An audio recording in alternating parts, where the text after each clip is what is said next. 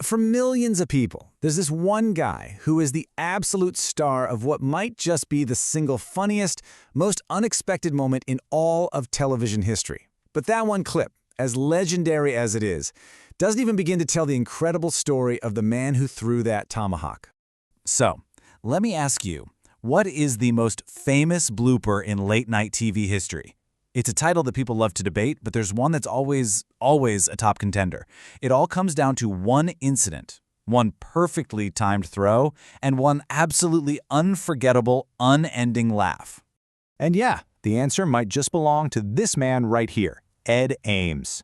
Looking at him here, you see a handsome, serious pop singer from the 50s, right? What you don't see is the man who is about to find himself at the center of pure television chaos. So let's just start there, with that legendary TV moment. We're talking about the tomahawk throw heard round the world.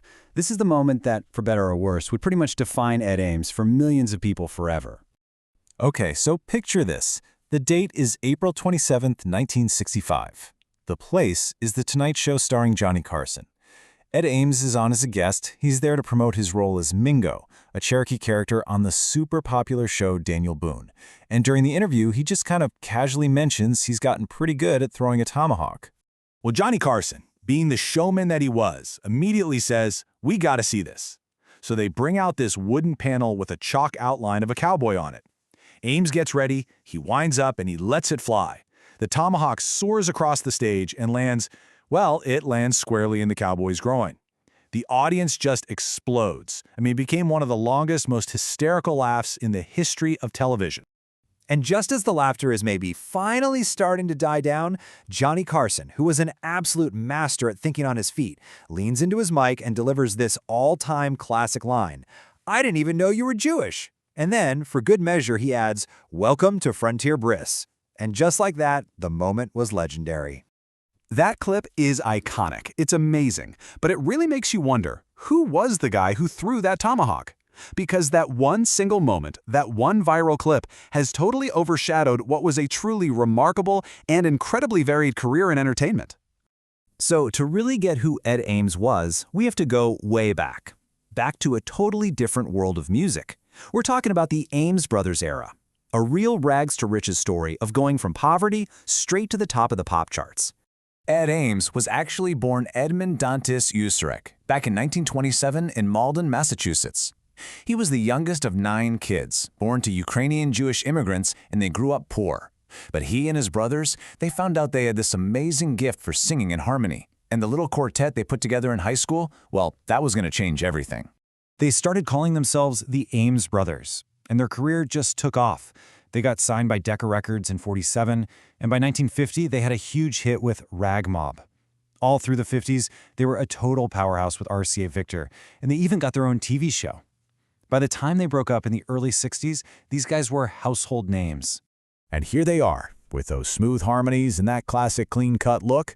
The Ames Brothers really were one of the groups that defined the sound of that era. They sold millions and millions of records, really shaping that pre-rock and roll pop sound. And that's our guy Ed right there at the top. But when the group split up, Ed didn't just disappear. Nope, he totally reinvented himself, making a move from the music stage to the acting screen in what was a really dramatic career change. Just think about the contrast here. It's night and day. On one hand, you have the pop star. On the other, a deadly serious dramatic actor.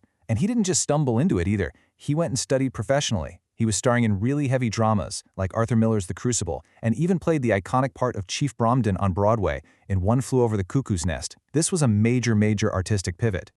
So back then, casting directors saw his sharp features and his dark complexion, and he was frequently cast to play Native American characters. That was a really common thing in Hollywood at the time. And this typecasting is exactly what led him to his most famous role. So this brings us to the absolute peak of his career, where he did something that very, very few performers ever managed to do. He became a huge star on 2 different fronts at the exact same time, as an actor and as a solo recording artist. Okay, so the tomahawk throw made him famous, sure, but it was his powerful baritone voice that gave him hit records. After he went solo, he was a giant on the adult contemporary charts. I mean, just look at this. In 1967 alone, he had 3 #1 hits on that chart, including that massive pop crossover smash, My Cup Runneth Over. And you have to remember, while he's cranking out #1 hits, he's also one of the main stars of Daniel Boone, which was one of the biggest shows on TV. The role of Mingo made his face familiar in millions of homes, week after week. And this was just a wild level of success, being a star in 2 totally different parts of the entertainment world all at once. But hey, the story doesn't stop with his fame. His life off the screen was just as interesting and full as his career on it.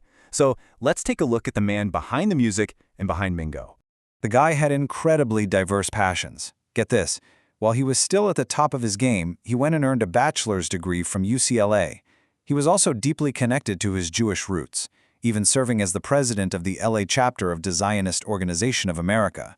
And oh, here's a great piece of trivia for you. For almost 20 years, he was a part owner of the Phoenix Suns basketball team. How about that?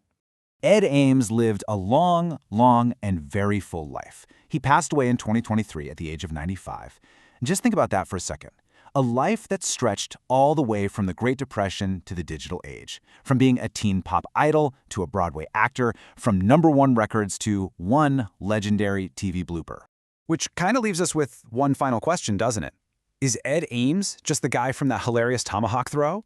Or is he the chart-topping singer, the serious actor, the son of immigrants who actually achieved the American dream? It's a powerful reminder that sometimes the moments that make us laugh the loudest are really just a tiny sliver of a much bigger and way more interesting story.